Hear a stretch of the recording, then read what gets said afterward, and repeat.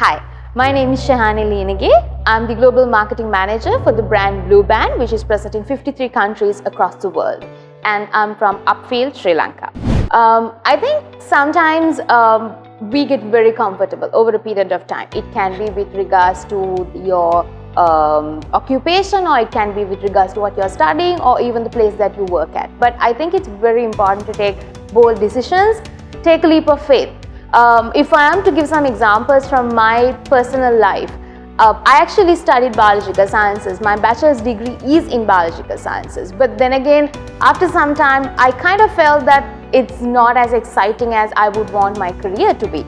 And jumping into marketing, doing CIM, getting that understanding was, honestly speaking, quite scary. But to this date, I can really say that was the best decision that I took in my whole life. I'm here now because of that decision I took. And similarly, when you are getting comfortable in a working environment, what happens with you is that you are getting slightly complacent. You feel you're actually doing pretty much the same thing over and over again with slight differences. It doesn't help you grow a lot. So I think it's very important to take bold decisions, take a leap of faith, and that is the way that we can actually grow, learn more, and to progress faster. I think tough conversations become tough for two reasons. One being the matter in discussion is actually tough and it's a serious business. And the other being the tonality of the one who's actually initiating the conversation. And most of the time, actually it's to do with the tonality than the actual matter in discussion.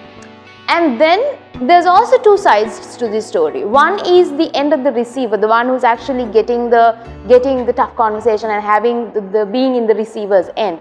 I think most of the time something that we do wrong, or what is something that is not so productive, is to become emotional. We don't plan for it, for sure.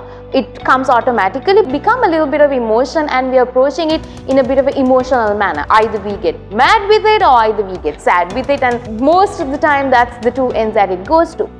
But what we often forget is that the other person is initiating that conversation purely out of the regard that they have for our career, or purely to actually address something that needs to be improved.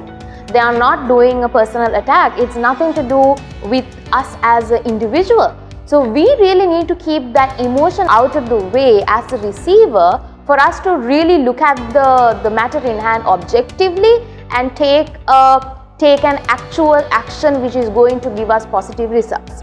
Now, there is also the other side of the story, which is the one who's initiating the tough conversation, which in most cases are the leaders. And that is why, if you are becoming a leader, your skill, of course, you have to be skillful, but that is not the only thing. One of the key competencies of a leader has to be empathy.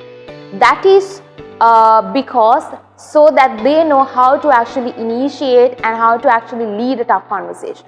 When you approach it a little bit of empathetically, doesn't matter how tough the conversation rather is, you're still able to do a much more productive discussion without anybody getting emotional, and you will actually be able to drive the message across. So I think both sides, the receiver and also the initiator, has to have that sort of proper attitude towards the conversation for it to be productive.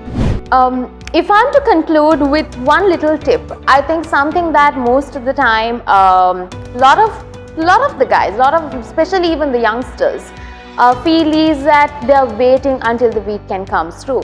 By Friday they are so happy, by Monday they are really sad. And if you are one of those who wait until the weekend just because you don't have to work, maybe you're not in the correct career. Maybe you need a little bit of a change in your career, because if you are really passionate about something, you might not really wait until that weekend. You might not feel sad for Monday. So take a deep breath, have a look at your career, really see if you are doing something super passionate about, or if you are absolutely loving what you do. Because if you are really loving what you do, you will not wait for the weekend.